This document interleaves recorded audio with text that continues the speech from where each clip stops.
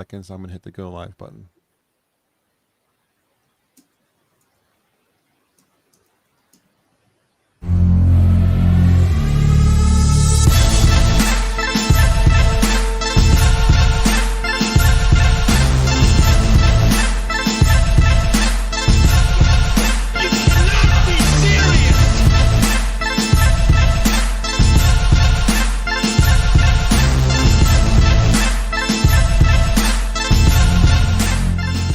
Hello and welcome to the Wednesday show.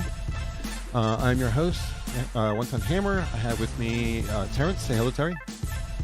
Hello. And Jennifer. Say hello. Hello. Things on the plate for tonight. We have a great conversation already going, so we'll jump in that in a minute. But things I have planned for tonight: climate change and glacier stealth editing. We'll get into that. Vaccine passports. Oh my God, this stuff is going crazy town. Being arrested and spending time in jail and not getting a quick trial. And I also have some recent news about American Express. But what we were talking about before the show started was the definition of strong women. And we were talking about, of course, Ellen Ripley, probably the strongest woman in the movie franchises. Maybe the original Terminator. What was the name of the woman in the original Terminator? Sarah Connor, another strong woman. And you made the point, Jen, that you don't have to. Yeah, that you don't have to be strong necessarily to be a strong person in the show. And I had this conversation, a little bit of a back and forth with that Star Wars girl about the fact she says, well, the way people are being written now is you take a man's body and just put a woman's head on top, and that's a strong woman. And I think we're talking past each other about what we consider to be strong. You know, when I say somebody has to be strong, there's two options there: physically strong and like a leader type strong. Yes. Yeah. And you were saying, I'll let you pick it up from here, what you consider to be strong, because you said Ellen Ripley, and I agree with you, but continue with that thought. Sorry, first I have to address Cryptic, and I have to tell him you're French Canadian. Okay. Sorry. Just to clarify, but it's listen. There's a lot to being strong than just being physically strong. So, like, okay, a soldier is physically fit. So are they strong? Yes. But is it? You can't just be physically fit to necessarily be a military person. You know, like we don't run like that anymore. We don't run by a military where we just throw strong men and they're just like meat cleavers, you know, and whoever has the most men standing. We don't run like that. You know, people have to run a lot more clever because we're human beings. So this idea that every woman character has to be a big beefy man, and even for the men. Like, don't get me wrong. I don't necessarily want all the male characters to suddenly be gay. Like, I don't have a problem with inclusion. It's just this lack of writing skill or the laziness that's involved. That's what I have a problem with. So, like, He-Man is an example. Do I expect real men to be like He-Man? No, that's unrealistic. He has a sword. You know, he pulls it out and then he becomes even more jacked up. Okay, like the original Adam was already jacked up, and then he pulls that sword out and he's even more jacked up. I do kind of don't mind that they toned him down a bit. Like, they toned him too much down for the new one, because they clearly wanted to go the gay route and just didn't want to go the gay route without saying they wanted to go the gay route. But I didn't have a problem with them toning him down first, so it actually made more of a point. But here's the thing, like, I'm going to go back to Sigourney Weaver as an example. As a girl growing up, I never really watched the Aliens because I thought they were scary. But I always admired her character because her character was super duper strong. She was the only one who survived.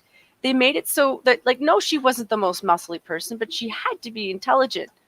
Like, human beings are intelligent. So if you're just the beefcake, eventually somebody's going to come along who's going to fuck you up. we live on this planet. We've lived here for long enough that we know that. So I don't understand why they have to write every female is like that, or like why they have to have a jock brain. Like Tila is going to be my example. I am going to pick on her. So she's a jock brain. She has to have her sidekick because she's a jock brain. The black girl is only there because she's an idiot. You know, she's a shallow cow who doesn't even understand what selflessness is. You know, the entire objective of He-Man is his secret is to protect the people that he loves. It's not because he doesn't want to tell her. They were best friends growing up. As far as the show was concerned, growing up, there was hints of a relationship. So yeah, of course he wanted to tell her. They were constantly competing all the time. So every time she was whooping his ass, of course he wanted to be like, oh, well, yeah, I'm He-Man. But he wasn't allowed to. That's a self-sacrifice. That wasn't a selfish thing. And the entire time she goes through this season, it's just like she's such a jock brain that she can't understand that. And this is a strong woman.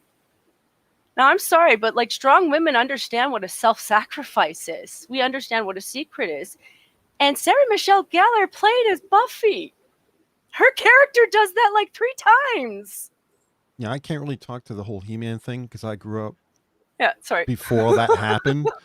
Yeah. You know, I was already in my teens, late teens when He-Man started. So it was, you know, that if I would have had a younger brother, that would have been his deal. But I'm always going to go towards the movies when it comes to that kind of thing. And sure. Like I was saying before, I think we're talking past each other because there's 2 types of strength. There's physical strength and there's leadership type of strength. And you know, if you look at She-Hulk, she's not Ellen Ripley. And nobody complains about the She-Hulk. She is drawn with muscle. She's not drawn like the Hulk. But she is drawn as a tall, imposing, muscular person. So I don't have a problem with a woman being muscular because if she's like, I don't really get the Captain Marvel. I understand. I don't either. She's the buzz cut. Well, she looks wimpy. She doesn't look particularly feminine, but she looks wimpy. But she has the power. She kind of looks like a soccer mom, to be honest. Yeah, absolutely. Where Ripley isn't built, but she's intimidating without being built. You know, I wouldn't want to go up against Ripley. She's going to win. Not because she's got muscles, physical muscles, but she's conniving and intelligent and she plans and plots and she has all the intelligence behind her that I feel like I would lose to her. And people know this about me. I'm 6'3", 220 pounds. I am not a small person. Yeah. But I am not intimidated by either person, whether you are Picard, the person who has all the options bases covered and you're going to lose to him, or you're our friend Pat, who is, you know, just a tank physically, you know, and he's a smart guy too. But you see Pat, and what's the first thing you think is, oh my God, I don't want to meet this guy on the battlefield. He'll just rip me apart. There's room for both of those. And the Star Wars girl was like, she thought she was speaking only to the physical part. And I agree that you don't have to be, you know, He-Man with a female head, but if you're going to talk about the physical part and you're going to rely on the physical part, yes, you should be muscular. That's okay. But like everybody ranges with muscle. Like, you know, everyone's a little bit different when it comes to muscle. So like, I mean, when it comes to like, say a small woman, is she necessarily going to be a big muscly woman? No, I'm sorry. That takes a lot of work. Not every person can do that physically. It's just not physically possible. So that kind of woman might use different techniques to maybe use some physical, but it's not going to be really physical. It's going to be more like something to stun you so she can get away. She's going to use her brains. Is what she's going to do, because she's well aware of the fact that, like, say she's coming up against you and you're 6'7". Well, okay, that doesn't make sense. I'm going to use other means to take you down. Sorry. They're going to be vindictive too. What do you think, Terry? I'm just going to be a second. Okay, so I mean, I never had a problem with He-Man looking like He-Man. The only reason I brought him up before the stream was because they make the point that, you know, female characters looking like actual females sets unrealistic body standards. It's like, have you seen He-Man? Mhm. What real human has those proportions? Looks like that, Like yeah. very few.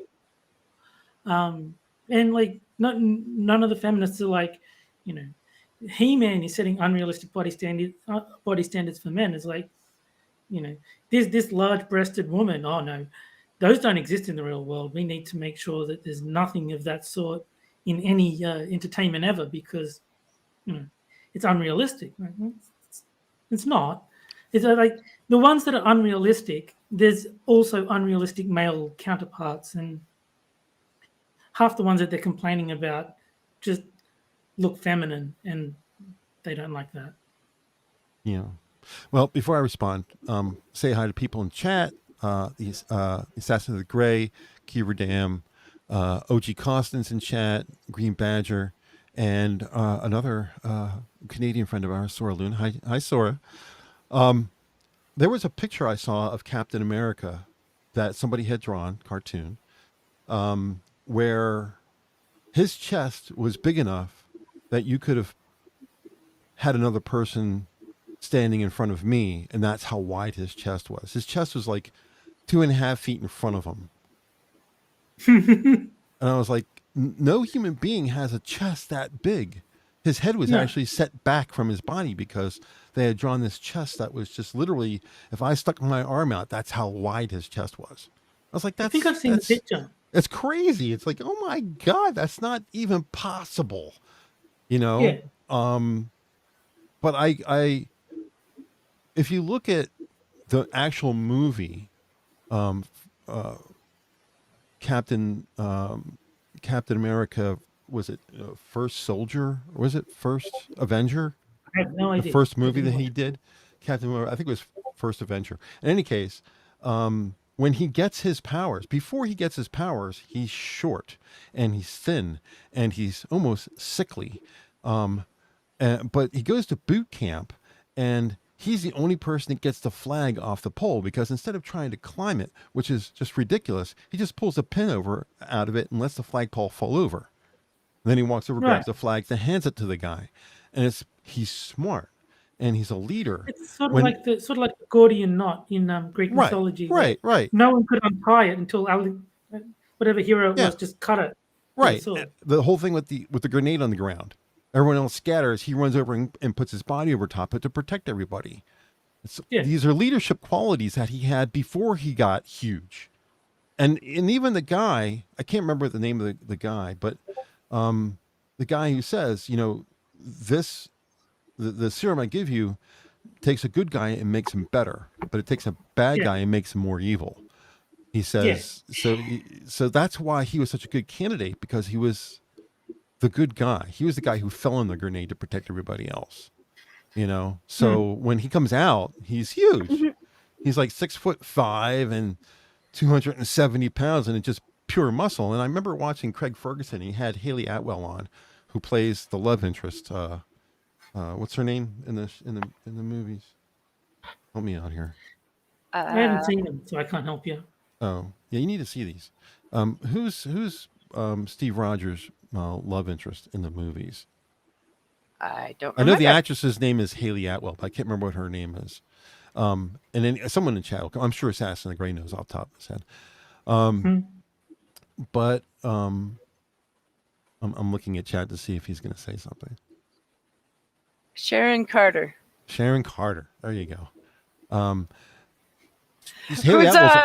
the way, isn't she the new character they're bringing out? The one that they're kind of making into a He-Man? Yeah, we can get to that. But she's not the worst though. Yeah, Peggy Carter. Sharon's their daughter.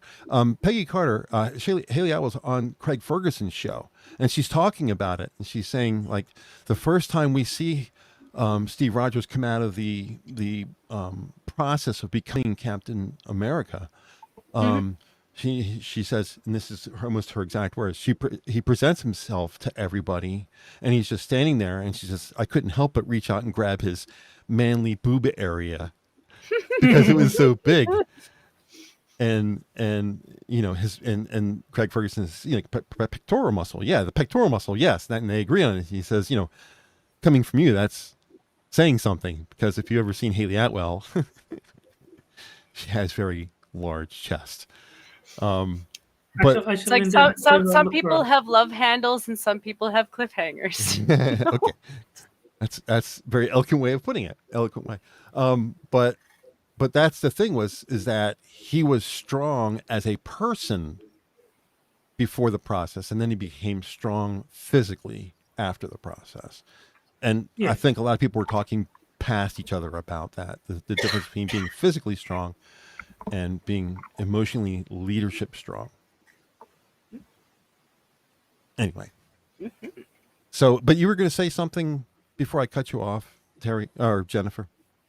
Oh no, you're fine. It just, I saw the new design that they had for Peggy Carter, and it's one of those things where, like, I get where people are coming from, but based off of everything they've come out with lately, it's not the worst of the worst yet. Hopefully. I mean, if that's the worst picture you've got so far.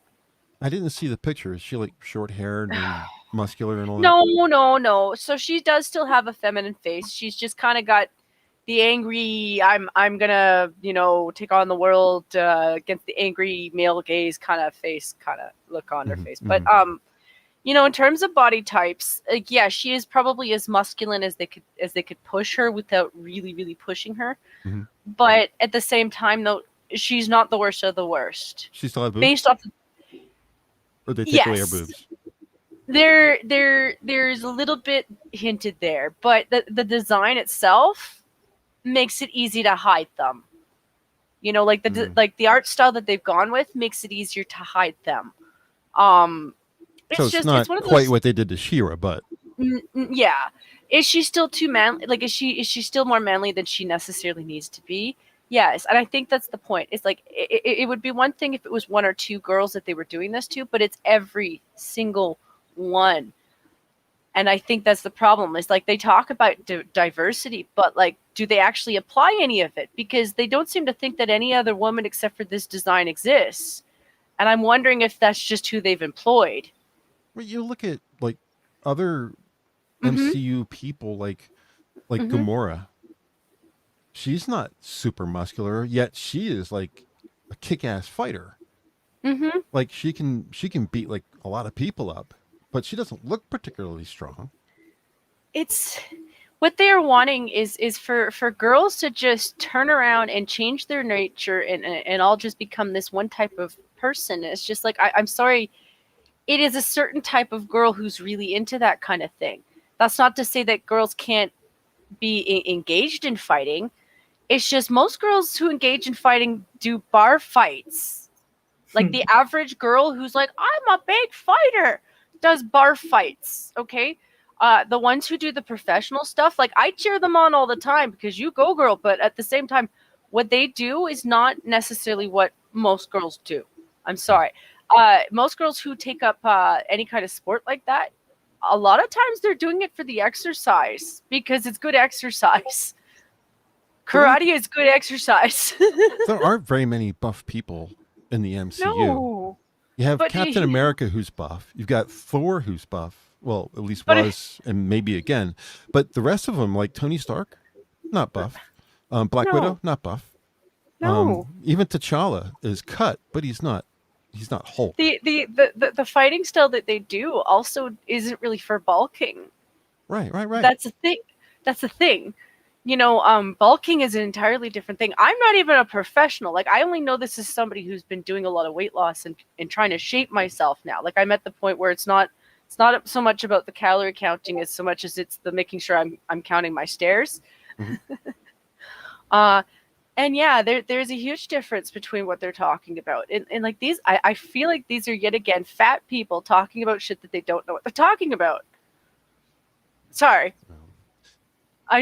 I didn't used to think this way. I'm just saying this is somebody who's been looking more and more into it. And the more I look at it, the more I'm just like, I just don't think it's fair that they have to make a woman lose some of the things that make her a woman just to make her tough. So, or to make them feel better, because they keep talking about the male gaze, but I don't think that they're fighting the male gaze. To be quite frank, most women do that stuff for other women. Yeah, most women do that for other women. Yes, they are fighting the woman's gaze is what they're actually fighting, because it's women who get upset and offended and jealous over stupid shit like, oh, my boyfriend really likes the anime. He wants a waifu. And I'm like,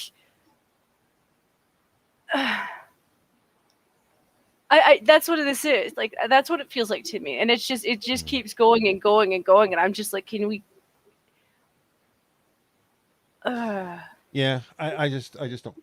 I don't like the fact that they have to make women. They have to remove the femininity of women to make them strong. I don't think that's right. If you look at, like I said, if you look at She-Hulk, she got boobs. She did have boobs. She does have boobs. And she's big and she's green. she just basically became she went from like average scientist woman to Amazonian goddess, green goddess, basically. Yeah. What's her face? DC Universe, the Gal Gadot. Wonder Woman. She got boobs. It's okay. I mean, to be fair, I have been hearing that people were making fun of her for having the skinny arms. Yeah. It's okay. She does have. I think Terry would agree with me, though. Terry, it's okay to have boobs, right? I believe so. Sorry. Preferably if you're female. Yeah, They don't look nearly as good on men. Yeah, the Vouch doesn't do it for me. Sorry. It's also okay to admit that maybe some of these women are just really bitter about women who do have boobs, and it's just like, don't be. I think that's it. I really think that you need to stop being bitter about women who do have boobs, because I hate to break it to you, at all times, you have different problems with boobs. Like I had friends who were much bigger than me, and not once did I ever admire them for it, because she was wearing 3 bras because she just couldn't find anything with enough support, and she was constantly in pain. She always had to go to a chiropractor. She always just had to spend money on medication because she had back problems all the time. And so it wasn't fun for her. So she saved money to get a breast reduction. So it's not always fun to have the big boobies. And for 2, she couldn't feed her children afterwards. It's a fallacy. It's a fallacy that, people, oh, well, she has boobs. That's good. So bigger boobs is more good. No, not necessarily. I've said this before, and most guys fit in this with me, is that we prefer proportional. Something that is appropriate for the person's body type. So when you get these women who are at the extremes, whatever that is, then you start getting women who are bitter because they want what the other group has. And I get the same thing from guys who are also dealing with being too big or too small. And everyone says, oh, well, bigger's better. No, bigger is not better. Trust me, my wife complained all the time. Bigger is not better. It's just, there are problems on both ends. I mean, I understand the guys who are, really on the small side. Okay, do what you can to compensate for that. Use your fingers. Use whatever you have at your, as long as she's having a good time, she doesn't really care that much. If she's reaching the orgasm in a timely way, and you make her toes curl, don't worry about it. But don't, to the guys who have a little extra, that's not always a good thing. It's just not, trust me, it's a fallacy. It's not true. And guys who are extra well built will tell you this. Was the use of the word fallacy in regards to penises a deliberate pun? I was just wondering if anyone was going to catch that. I wasn't sure if anyone was going to say anything. I was keeping my eye on chat to see if anyone was going to say, hey, stop with the fallacy. No, phallus being a term for dick. Right, phallic. Yes. Well, there's a lot of things that they judge the booby girls for, and I'm kind of used to this as both a blonde and somebody with the boobies, and there's this assertion that you're automatically okay.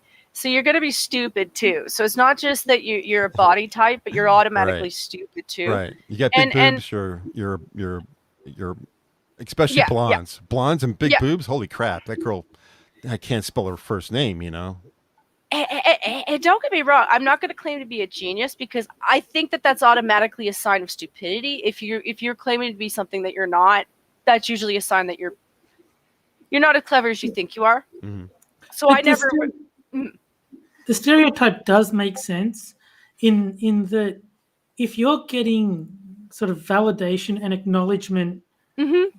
for your beauty, you don't then need to develop your mind. Like you can, like some women do decide to, Mm-hmm. but there's no need to. You're already being validated. So Yeah. if you're exceptionally good looking, there's a lot of women who will just coast on that because they don't need to put in additional effort. It to depends on become where intelligent. it depends on where you are. Like I get what you're saying too, because I've seen that before.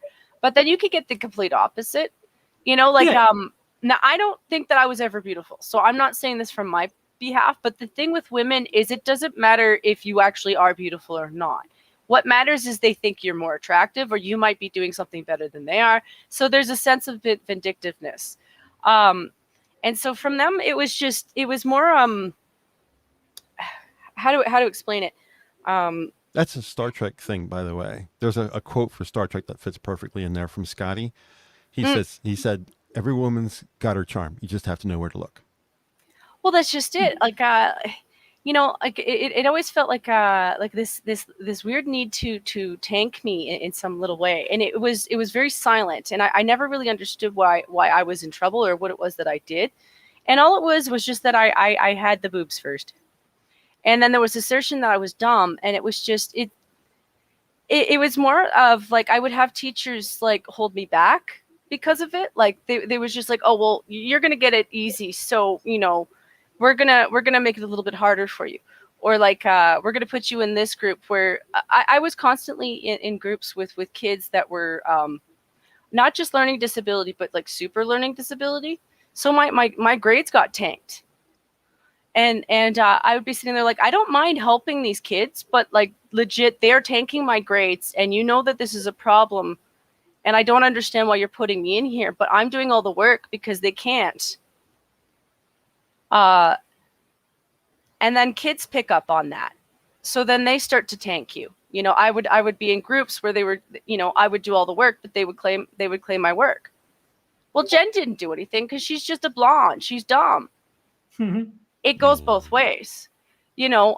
So I kind of took tips from foreigners actually, because a lot of times I'd learned that foreigners get treated like shit because people automatically assume that they can't understand English, and I was like, they understand you. They just think you're a dipshit.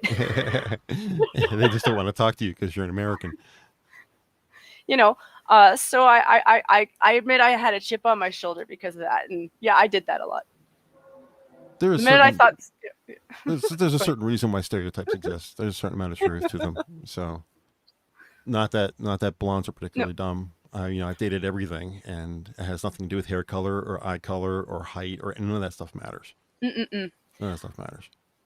I would say that some blondes are definitely more bubbly. Like I would say that about at least the ones that I know, including myself, just bubbly. And I don't know if that's the stereotype, because I would. So I don't do the furry thing, but if I were to picture myself as like in tune with an animal, I resemble like a lab or something, like a golden retriever or something, because I'm just like, oh, I'm so happy to see you. Ah, hello. Yeah, that is something that I would say that I have noticed about blonde people, and I don't know if that's a psychological thing or if just people. Terry's also, you're blonde too, aren't you, Terry? No. Oh, I thought you were. I've got black hair. Hair. Okay. But have you found that to be true, that blondes are kind of like bubbly? I think that is one of the misconceptions. I don't think hair color dictates personality nearly as much as that. I think. Well, that could also be stereotyped too, you know, like for my end. Yeah, I mean, that's how I felt. There is a stereotype of the ditzy blonde. There's no denying that. I just think that's not founded in reality. I don't think that hair color dictates personality to that extent. It's weird. I've only dated a blonde once. Every woman I've dated my entire life has either been brown, black, or red hair. I only dated one blonde woman my entire life, and I just I don't know. It's not. I don't even know if it's a preference. I really don't care that much. It's just that's the way it ended up working out. I don't know. I mean, I do like a bubbly woman though. I mean, for whatever it's worth, every Mhm. woman that I've dated has been Asian. So I mean, I don't know if that's just who's attracted to me or if it's just a because I don't have a type in terms of what I find like attractive. It's just I just happen to end up with Asians all the time. So Sometimes that happens too. Like I think a lot of people forget that, you know, most realistic relationships, not the online crap that people have kind of started doing, was really kind of who was around you, who you're interacting with, and how it is that you're going about interacting. Like if I sit there and look at myself and go, well, why haven't I dated anybody? Well, I haven't really gone out anywhere in 5 years outside of stuff that I need to do, you know, to live. I don't do any of that stuff. So I don't really meet anybody. And at best I meet people on Discord and y'all live in either the US or you're Australian or you're UK. So I have a problem with this whole you know, distance thing and I also don't really. It's not that I wouldn't move to a place if I fell in love with the guy, but I don't like the idea of doing that. I met a lot of women who did that, especially with the Americans. Sorry, Americans, but a lot of women want to use you to get into your country, and I'm just saying that's a fact that I've noticed, and I thought that was despicable. And maybe it's just because I'm your neighbor, and I've always kind of had this theory that if I ever got a job in the US, I would probably move home after I was done. Not because I don't like the US, but because my family's in Canada and I'm Canadian. You know? I mean, I know exactly why I haven't dated is because I like being alone a lot. And if I had a girlfriend, I would have to give up a lot of alone time, and I'm not willing to. So unless I meet someone that is so amazing, I would rather be with them than by myself. I don't see it happening. My girlfriend gives me a lot of alone time. She lets me alone most of the time. It's really just before when she gets home from work, and we eat. We spend a lot of time together. Then she'll watch TV and I'll get on the computer. And then when she's going to bed, they usually, you know, be 5 or 10 minutes. And then in the morning in the shower, but you know, and she's off to work all day. So she doesn't really impact my time that much. I mean, if there's certainly, you know, instances where, oh, what are we doing Saturday? I want to go shopping Saturday. I want you to come with me. All right. Couple hours, not a big deal. She shops like I do. She goes in, she goes, she wants, she gets out. So that's good. That's how you're supposed to do it. That's how you're supposed to shop, right? So I mean, she doesn't really take that much time from me, but we kind of laid down the rules about each other when we started getting serious about dating, and I think she kind of knew ahead of time that I kind of like a fair amount of alone time, and she's kind of along the same lines. She likes to do what she wants to do when she wants to do it. So when I'm doing something, that's her time to do her thing. So it's just because a lot of relationships require a lot of time together. It doesn't mean everyone will. There's somebody out there for everybody. I've never actually pursued a woman in my entire life. Not once, not ever. Have I ever actually pursued a woman. I guess because like most guys, there's a certain fear of rejection. Every time I've gotten in a relationship, it's because she pursued me. I think that's actually the same for me. I think there was one that like we were clearly hot for each other, but neither of us wanted to admit it. This was like when I was younger. That's adorable. And then eventually on my birthday, she was just like, "Okay, I'm just going to tell you, I like you." And it's like, okay, well, I kind of really like you too. And then we sort of got together. And then the other one was just, hey, I'm going to be in England. We're both virgins and we both don't want to be. How about we fix that? Okay. So it was not a loving relationship by any means. It was just, hey, we both have a mutual problem that we can solve for each other. Let's do this.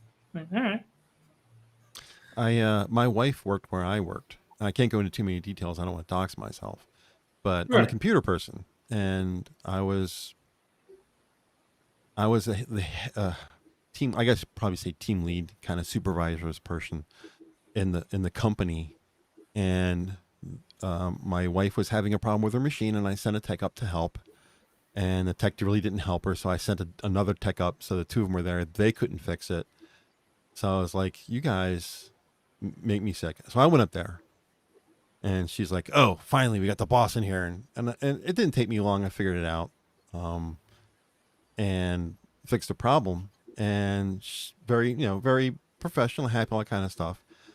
But I was like, "Oh, if you have any other problems, let me know." And she says, "Well, how do I get a hold of you?" I said, "Call tech support line." She says, "Yeah, but then I'm going to get one of the people who work for you." She says, "How do I get a hold of you?" Right. And I looked at her, and she looked at me. And we looked at each other in the eyes, and in that moment, right there, I knew. I was like, no. She doesn't want to get a hold of me because she's going to have technical problems. The reason she wants No. my number is because she wants to Right. talk to me.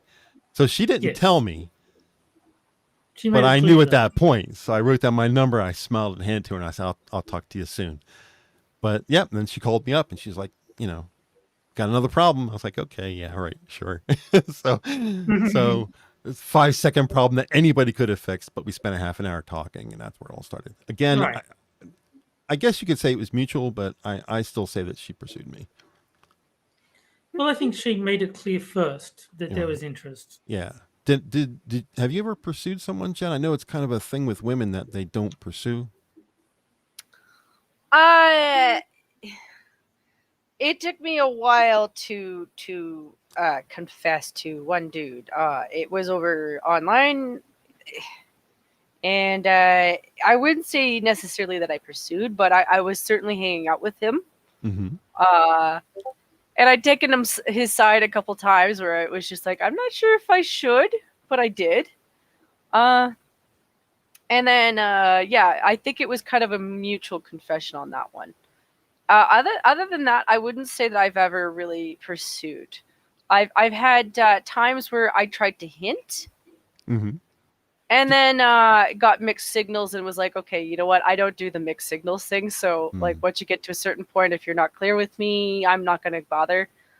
And then That's I took absolute pity on a lot of dudes because I suspect that some guys might have liked me, but if you weren't clear, I didn't know. Because I've never made the assumption that somebody had those kind of feelings. Like there was always that, like, you might, but I'm not arrogant enough to think that that's actually true unless you say so. Yeah. So too many women try to make men read their mind. If you can't get a hint, then yeah. Well, it's just I don't want to be arrogant about it too. Like I don't want to walk around assuming that guys just like me. Because there's women who build themselves up to that, and I'd have maybe one or two dudes a year that I thought maybe was eyeballing me, where I was like, are you hinting at me or what? And I would try to be a little bit nicer or try to be a little bit flirty but at the same time, I didn't want to be rude because you don't know if, because what if the guy does actually have a girlfriend, Mm-hmm. Yeah. It could be the other way for that guy, so like at the same, I'm trying to be, it's really hard to be fair. And I actually do appreciate that for guy sides of it too, because you can't read her mind either. Just the same as I'm like, I don't. Yeah. In general, hints don't work Mm-hmm. on either side. Like if anyone has had the hots for me and merely hinted at it, I never picked up on it. And the one time that I did, I was the girlfriend that told me on my birthday, and even then I was just like, no, I'm imagining it. I mean, I just want it to be true, so I'm seeing things that aren't there. Mm-hmm. So yeah, if she hadn't just straight up said that she liked me, I probably never would have dated her. Like, Yeah. probably just would have stayed friends that were keen on each other, but never did anything about it. Let's say hi some people in the chat that I've missed. Green Badger, Cynic, Elwin, Check Your Logic is in chat. And our guy, Mr. Adam, is in chat. Hey, Adam. Well, the Wednesday night dating show is in full force. How about we move on to a couple of news stories, and we can always get back to this later if you want to pick it up. But oh, sure. I wanted to talk a little bit about the ability for climate advocates, to think that they're Nostradamus and that they can predict the future. Now, I don't know if it's 100% true. I've looked at this a couple times trying to find out if it's true, but I'm not entirely sure that it's true. But didn't Gore say that by a certain period of time that Florida would be underwater? Yeah, I remember that. He was super serial too. Right. Now, I ran into an article today that is not new, but I just remember it just got floated back up to the top. Glacier National Park. I don't know where the location is, but they have glaciers at the Glacier National Park. I would hope so. Yeah, appropriately named Glacier National Park it is. And they have signs at Glacier National Park that were put up a couple of decades ago that said, by the year 2020, Glacier National Park will no longer have glaciers. Glaciers will no longer have glacial prominences. And they had to remove the signs because in 2020, they still have glaciers. Yeah. And they didn't tell anybody that they had to take the signs down. They just went oopsie doopsie poopsie whoopsie, to quote our friend Jeremy at the Quartering, and went over and removed the signs. I mean, was it Monkey that said we've had 12 years left for 40 years now? Yeah, that's a great line. Well, I suspect that, so I would say the last couple months up here, we've had both fires and extreme heat. And you know what? I think that is entirely possible for the end of August to still have snow in my province. And I'm not saying that as somebody predicting shit out of my ass. I'm saying that as somebody who, growing up, has had snow in August for no damn reason. And I'm not saying it would be a lot of snow. Because the last time we had that happen, it was a lot of snow. We had I think it was 10 inches. Mm-hmm. Yeah, it was a lot of snow. I'm not saying it's going to be that much, but with the way the weather's been turning up here so quickly, I would say that we're going to have snow. So I guarantee you that in a couple weeks, after having the extreme heat wave we've had, we're probably going to have something like a little snow, and they're going to be like, climate change. Well, the whole thing is, a lot of people don't. I get in this argument all the time when I talk about snow and all that kind of stuff, and the people who I end up arguing with say, "Well, you don't know the difference between climate and weather." And I understand what they're saying. I understand what they're saying, because climate change, why they call it global warming, and the reason they moved away from that is because warming started getting colder. It's true, but what climate change is really the effect of climate change is how erratic the weather is. Not so much that it's hotter or colder. That's weather. How the number of tornadoes that you have, number of hurricanes that you have, the number of fires from drought, and the amount of packed snow and all that kind of stuff. That's all climate change. The fact that last winter was the most brutal winter we've had in Northeast Pennsylvania for the last 10 years doesn't matter, because it was just X amount of snow on a specific day that never melted because it never got above freezing. But we still got almost 3 feet of snow last winter. Now, but there is a lot of hypocrisy, where the same people who will say you don't know the difference between climate and weather will point to really hot days as proof of global warming. I saw that in Philly D today. He's talking about the fires in California. I was like, yeah, but that's just weather, Philly. That's not climate change. Well, that's just it. Like, because when I'm saying here, isn't me saying that this is a one-off. Like, I'm not saying that, you know, it's only snowed once or twice in August. Mhm. I'm saying that it happens often enough in my province that that's not actually new. It does do that. We have flurries. We are trapped between different mountains. We actually have different climates. And the last couple of times we had people up here who were like, "Oh, we're climate change people." Our natives didn't tell them what a Chinook was. And I've mentioned a Chinook on here multiple times because of this. Yeah, it's named after a helicopter. You know, the tribes up here named it. You know, we've got a street and a mall. Yeah, it's hot weather. It's hot air that's been trapped between mountains. It's like coming from the north, coming from the south, and for a couple of days it gets really warm, and you kind of feel like your head's going to explode because there's a lot of air pressure.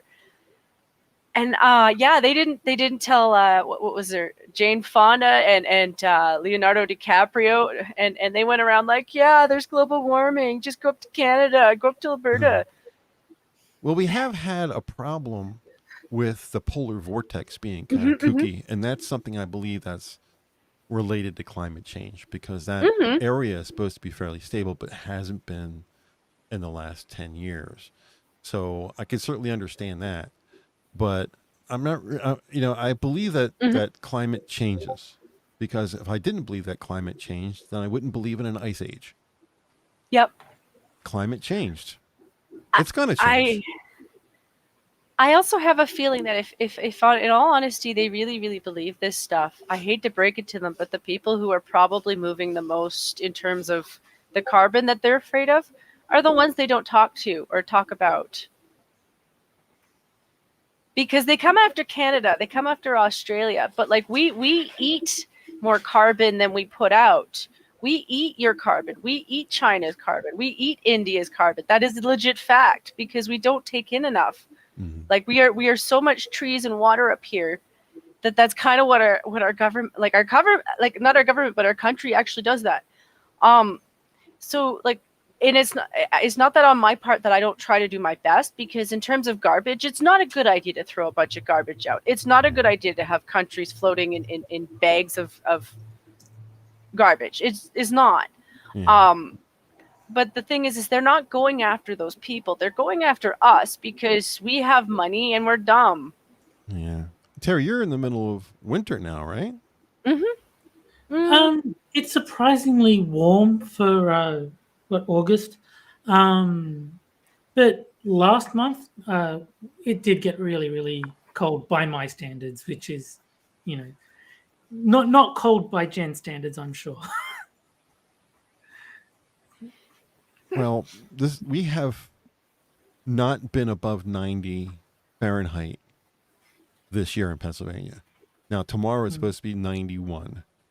And generally when they forecast the temperature, it's usually in the summer, they always forecast it higher. And in the winter, they always forecast it lower than what it really ends up being.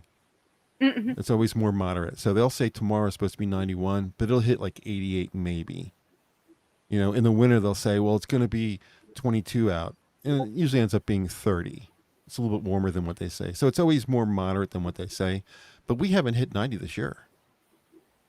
But And that's probably a good idea if you overstate the weather so that when it is more moderate, people are happy. Yeah. Like if you say it's going to be 30 and it's like 28, you know, it's not as hot as they said it was going to be. This is actually a nice day. Yeah. Whereas if they said it was going to be 25 and then it's 28, and you're like, man, this is a lot hotter than 25. I have no idea what 94 is in Celsius, but it's still comfortable because I'm up in the clouds more or less. I'm at the top of almost completely at the top of a mountain, so I don't have to deal with the mucky air down the city. So even when it is hot here, I know it sounds very much like Arizona, that it's a dry heat, but it really is. Very rarely is it moist up here because there really isn't that much air. I'm up that high, so I don't have to deal with a lot of rain. But when we do get a thunderstorm, we're in the clouds, so it blows the shit out of us. I mean, literally, we get when we get thunder boomers here, you really have to take cover because it's crazy. I'll just say there's a reason we have a classic Australian song about breathing humidity. Uh, it gets really, really, really humid. Yeah. I mean, especially I'm like right near the ocean, so that's not helping. But no, it gets very, very humid down Is here. it humid where you're at, Jen? Nope, I am. I'm in mountain land, so it's not very very like humid me. at all. Yeah. Yeah, we do have rain seasons. I'm pretty sure we're similar to you guys in that regard. But like I'd say we have rain season, and then if you're lucky, you might get something a little bit afterwards, but usually that's it. Is it like mucky like in Montreal or somewhere like Toronto where it's more like sea level? Is it get kind of? No, we are much higher. We are much higher. Yeah. Okay. All right. Well, let's move on to vaccine passports because I really want to get to this before we get too far. I know. I know. Well, the reason I try to find something that covers a less local news story.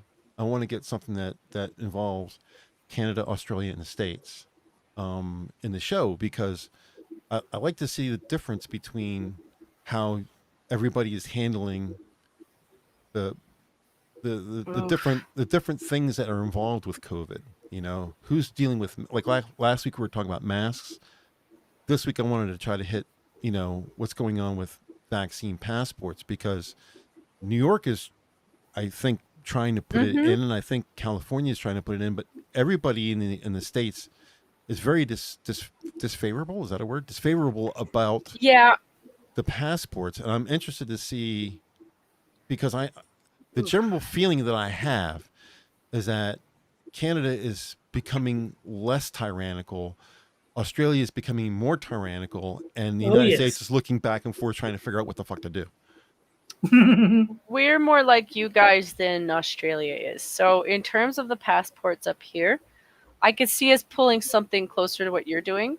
So I could see I could see Quebec pulling that. Because a lot of them are desperate to keep open. And that's it's not just that. It's just their prime minister and their handling of their COVID rules has been probably one of the harshest. It's between them and Ontario in terms of who had the worst rules. And a lot of them are really just balancing on the edge of losing everything. So a lot of them are just kind of like, listen, if I need to have a passport to keep my business open so that people can come in and I can keep running, they're about ready to do that. And that's the problem with Quebec is they're always like that. They're always kind of like that. They're more than willing to take advantage of the rest of the country. But as stressed as they are right now, they're willing to fall because they are always willing to fall. And I don't blame them because a lot of them are really at the edge. And my province is not too different. It's just in terms of how we were running,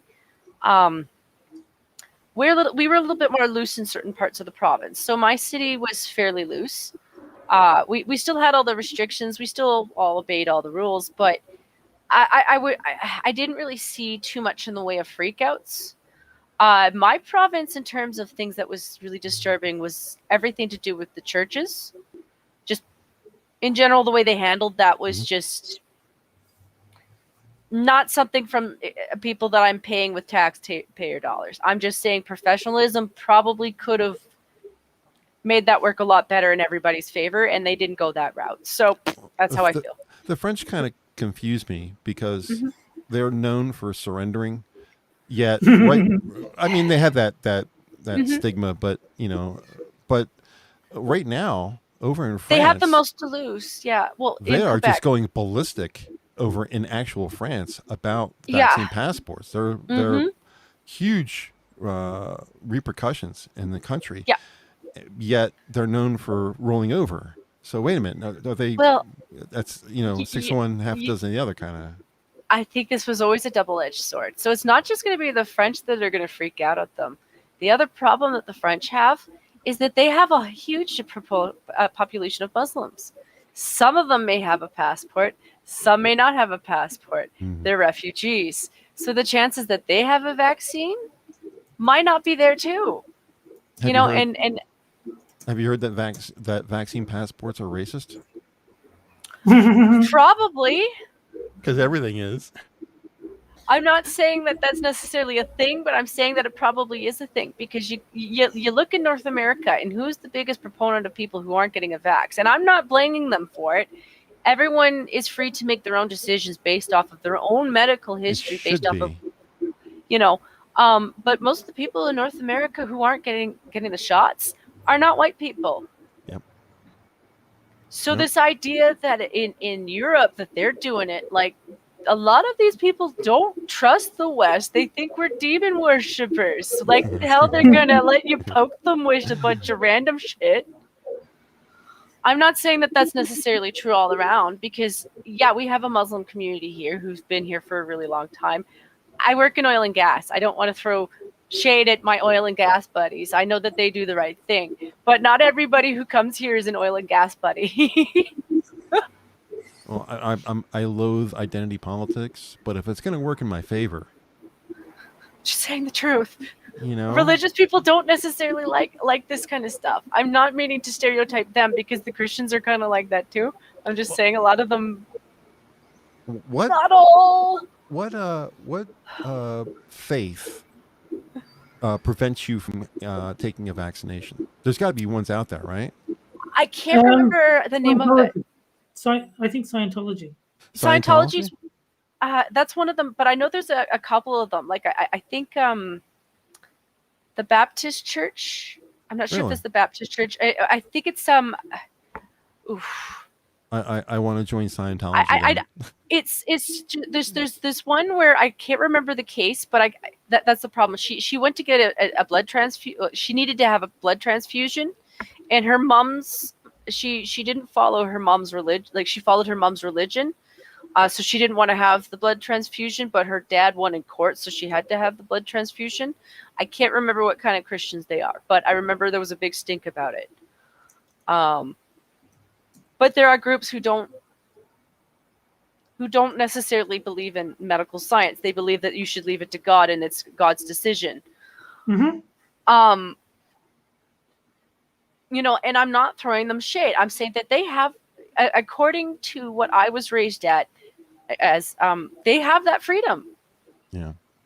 You know, you might. I understand people wanting to restrict things a little bit. Like, if, let's be real, if this was actually the walking Black Plague, I would be a little bit more concerned about people walking around like goofballs. Well, my thing is, I'm not scared of the virus. I No. literally do not care if I get COVID. I will be sick for a couple of weeks. I've been sick before. It sucks, but you get over it. If by chance it kills me, I promise not to complain. But you're a young guy too, right? 40, yeah. 40, yeah. So, well, you're a young guy, middle-aged. at least compared to me. I'm knocking on 60's door. That's a song. Knocking on heavens. I'm knocking on 60. So that's the target. That's where the target starts, is 60.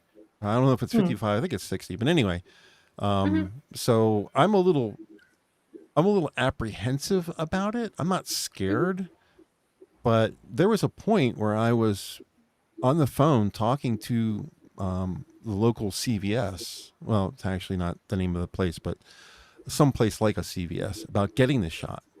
And then I saw something on Twitter. It was, I can't remember who exactly it was, but it was a politician saying, "You're going to get it." And I was like, I saw that. No, now I'm definitely not getting it now. So, Well, the main thing I don't trust is, from what I hear, you can't sue the companies if you're damaged by the vaccine. Yeah. And to me, that's like, why would they spend the extra money to remove side effects if there's no penalty for causing side effects? Like, what is their motivation to ensure they've created the safest product that is possible? I guess they for, don't suffer any consequences. I guess their idea is they don't want people to sue them frivolously. Well, I get that, but like, everyone is vulnerable to frivolous lawsuits. I don't see why. Well, we have legislation in place for that, called slap rolls. Yeah, but I don't see why they should be given complete immunity to being sued. That to me just removes their entire incentive to invest in the product. It's like, what if they've got the choice between releasing a 95% safe product or spending $20 million to get 99% safe? Why would they spend the money? Yeah. Why? Yeah. What is their incentive to do There's so? too many unanswered questions like that bother me too. So I know exactly what you're talking about. And the fact that you get shat on for asking is a problem. That's my thing. Is Yeah. Ask on Twitter and and get banned. And I'm going to bring back up the Black Plague, because here's the thing: they're treating this thing like it's the Black Plague, and that's the problem. Like they've got all these people who are running everybody else's life fear-mongered to the point where they feel like they're facing the Black Plague, and it's not. This isn't even the Spanish flu. You know, like I was going, like, you know, when this started, I was looking into all that stuff. Like I was doing comparisons, and I'm just like, there's nothing that this doesn't even compare. I mean, what's the survival rate? 99.7, 99.8, somewhere in that region? Depending on your age. I mean, if you're You know? under 30, it's 99.8, 99.98. And if you're under 10, it's 99.99. And it's not that I don't care that some people have suffered from it, because I know people who have. I know people who've had it who didn't have a good time. You know, I know of some people who've lost family members to it. No, it's not a good thing. But here's the thing: people lose their family members to their flu every goddamn year, and we don't treat the flu like it's the Black Plague. And now they're hyping up all these people like, oh, you only really care about people if you wear a mask. And I'm like, you don't give a shit about the rest of us. That's the fact of the matter. I put a tweet out about masks, and I thought I was going to get banned off of Twitter, but I got underneath the radar. I didn't get a 7-day or anything. Nobody mentioned it to me. I responded to Sophine about something he said, and I said masks don't work. Blah blah blah blah. And I started spitting out reasons why masks don't work, and Twitter didn't even. I saw that. So you know what I want to. I was like, I want to. You know, I'm not going to say this, but I am going to say it. You know, I want to ask Sophie, when you go to Walmart and you go to the bathroom, do you take your mask off first before you go, or do you wear it the entire time?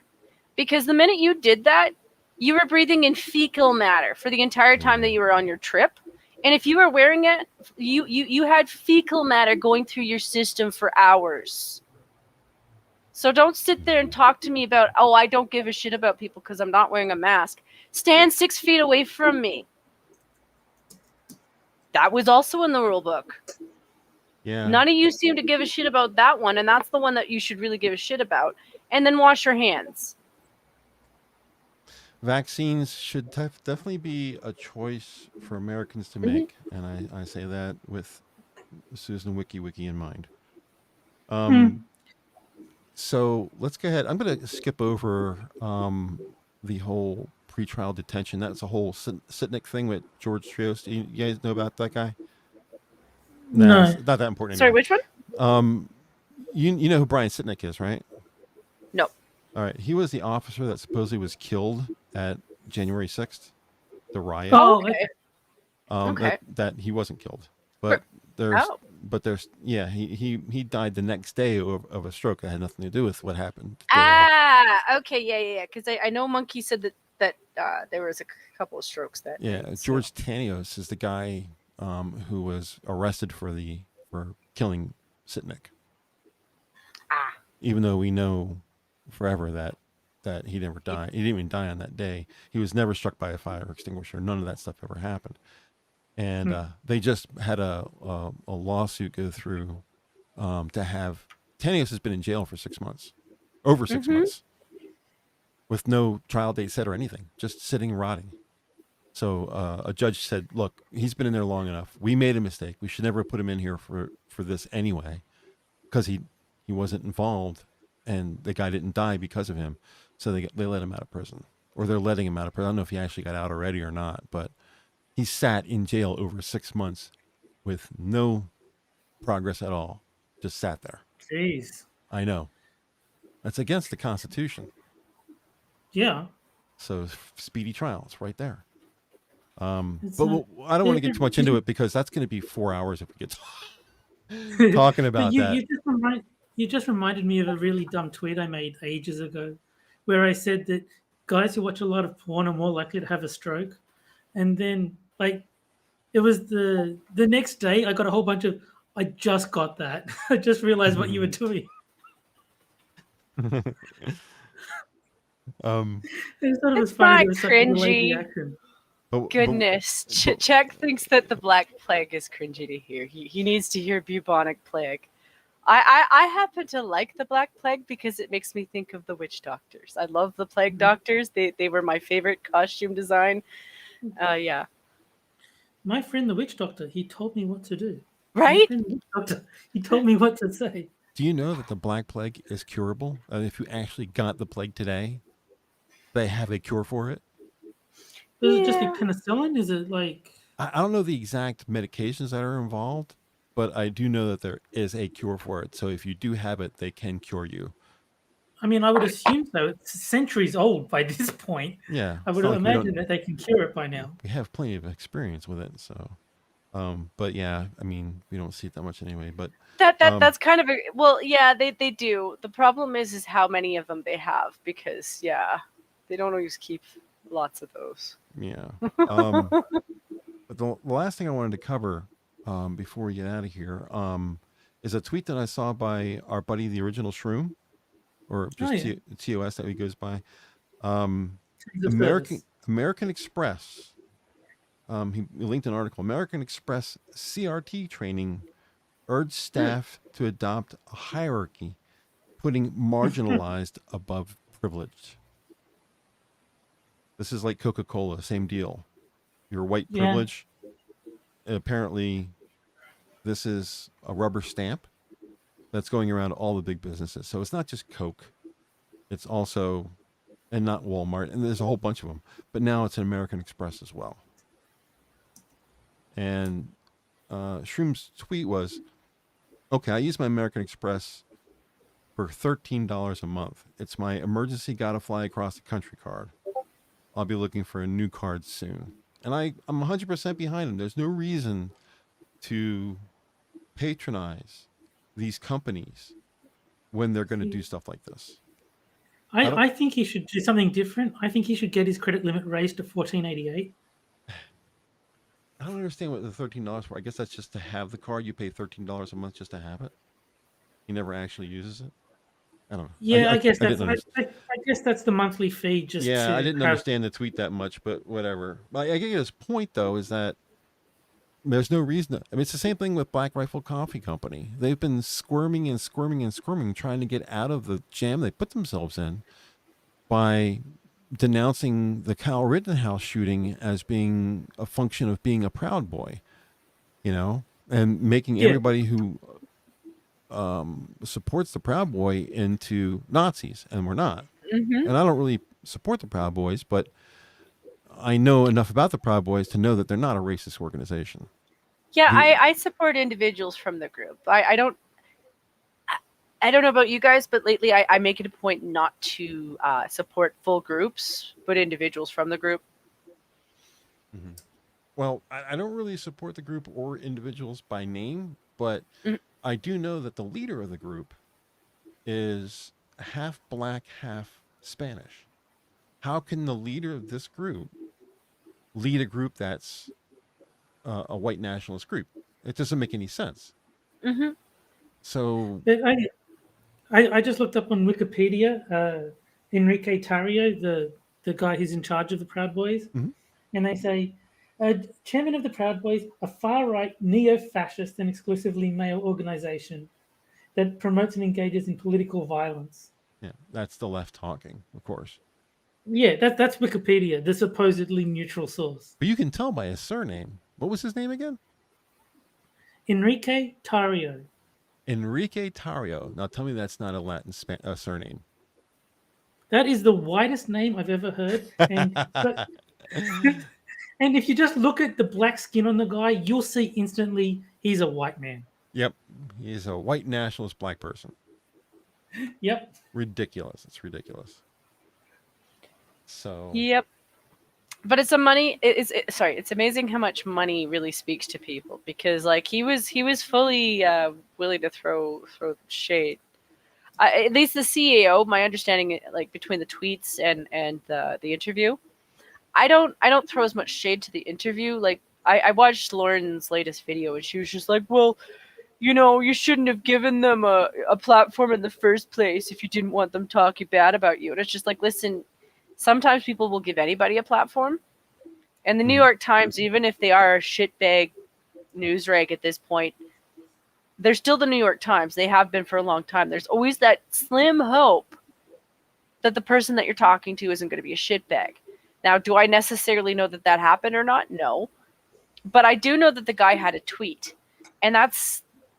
the two of them kind of connect to me. You know, it's waiting for the third thing to drop. And you know, for all I know, they were just grifting. And conservatives are a little bit easy with their money, I would say. From my perspective, I have no idea what it's like for the left, because I don't see that end of it. But from our end, I see a lot of people who are willing to just give their money out to anybody, and like, and then you realize it's the amazing Lucas, and I'm like, yeah, there's grifters out there. Well, I think we covered everything I had on my list. Is there anything you guys wanted to bring up?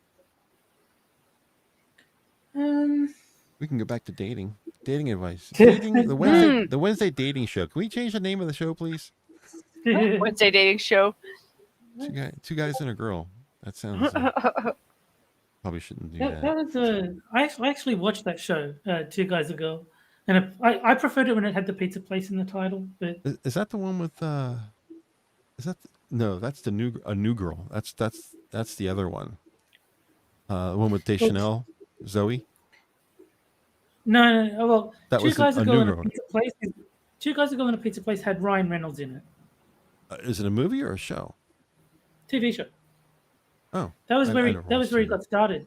He was Berg on the show, and the girl was Trailer Howard, and I forget the other guy's name, but his character was Pete. I don't remember the actor's name. Yeah, I'm not a television person. For as deep as I am into, that's probably a bad way to say it.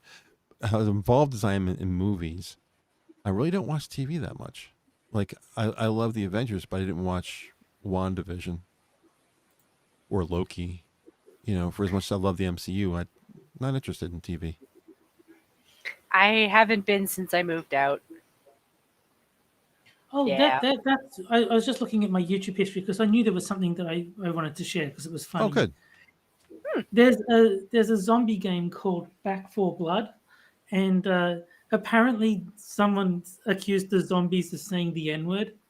And what it was is that some of the zombies make a sort of sound, and some of the zombies make a grrr sound.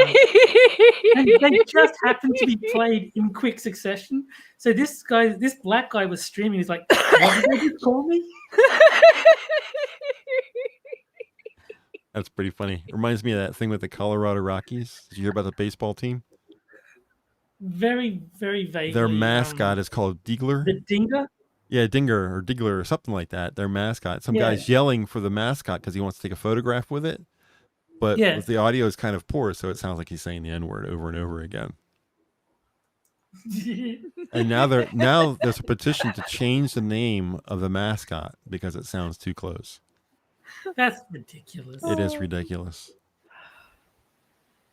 To be honest, I kind of hope. Well, no, I there's this part of me who's like, zombie apocalypse, please happen. I want to see that happen in real life, just to see some. As long as it's not racist zombies. I'm really hoping for the asteroid.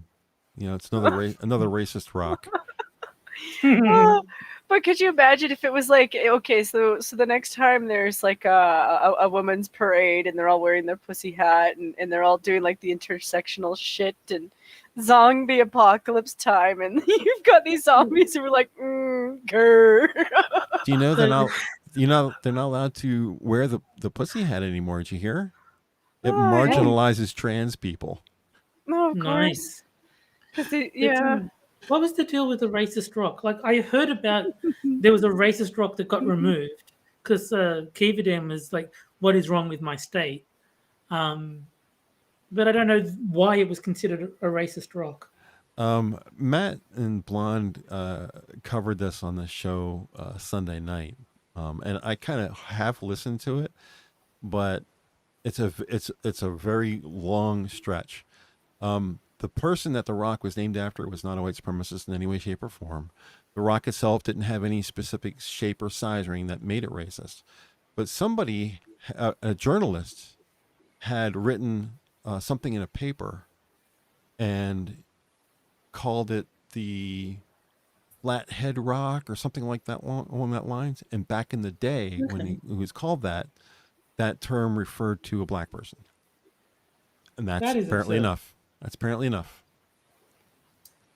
Like If you I get- feel like these people are the most racist people on the planet because all they do is live and breathe. What is black? What is black? This is black. This is black. That is black.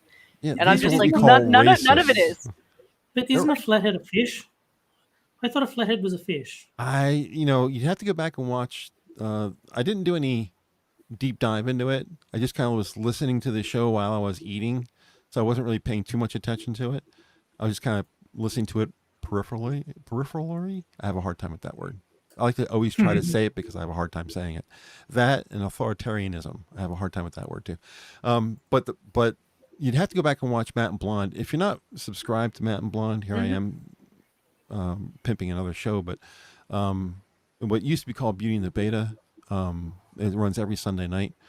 Go back and watch last Sunday because they talk about it in some length about exactly what happened, including visuals about what that rock was, what it meant, and what happened. They go into deep detail about it. I thought it was funny when I heard about it. It just made me laugh. I'm subscribed to Matt, but not Matt and Blonde, because Well, generally it's on the generally Matt live streams are Christensen. too long. Yeah, Matt the Matt and Blonde live stream and the Wednesday show are both on the Matt Christensen channel. Oh, okay. Yeah. So if you subscribe to Matt, it's on that channel. You can always go to mattchristensenmedia.com. That's his webpage. They're all there. Okay, because when I go to his page, I don't think I see the streams. I only see the videos. Maybe he privates them or something afterwards. Or He deletes the Wednesday videos. The only thing will be out there will be the Sunday videos. okay, I'm with you. But if you can't find them, go to mattchristensenmedia.com and all of his shows are there and they're all nice and categorized. You can just pick the one you want. Okay, so I just looked up Not the Bee, which is like stuff that sounds like it should be in the Babylon Bee, but is actually real. And they covered the racist rock. And so it wasn't called a flathead, it was called a Nger head. And that is why it's racist. Because whoever wrote the article referred to it as a racist zombie head. Okay. So it's not actually the N word, but it's a word sounding like the N word? No. From what I can tell from the site, it's N-word head was how the article described it. Okay. But I don't want to get the stream taken down. Yeah, so no. I'm trying to talk around it. So somebody wrote an article that mentioned it, but that was enough to get the rock removed. Yeah, and Green Badger Outdoors said the same thing. It was called an N-word head by a journalist once in 1920. That's crazy. Enough to get it removed. Yeah. Yeah, I wonder if these people know that flathead has been used for like many things. Like a flathead is a type of hammer. The other time I heard it was used for cavemen. It was in a book, and they were describing cavemen because they were talking about heads that were sloped back. Now the other one would be the ones where the South Americans shaped their heads, like I think some African tribes do that too with the boards and shit. I wouldn't. Body modification stuff. They put plates inside their mouth and they put rings around their necks and all kinds of stuff to change what their heads look like. It's not meant to be racist. It's more of a descriptive. Now, can that be racist? Sure. Some people do use descriptives to be assholes, but it's not necessarily a race thing, though, because, like I said, South America, Africa, different places, different people. Right. But yeah, those were terms that I knew them for. But my first thought isn't automatically to Black person or North American Black person. You know, Racial. I'm reading Terry's. The Wilkies will call it racial appropriation. Well, they're talking about the Black Death, Yeah. and Czech was saying it's not black, and Cynic was saying, yeah, but the necrotic flesh was. And like, if it turns your skin black, maybe it's racial appropriation. All right. Well, thanks for bringing that up. I think we're going to get out of here. It's 12:50. We ran a little. Alrighty. That's okay. A lively conversation. So let me just get the music going and we'll get out of here real quick. I want to thank chat for coming out tonight and interacting with us. It's always a good time. Thanks to Jennifer and Terry for joining me tonight. Everybody have a great night. We'll see you next time. See you guys. all right, guys, have a good one.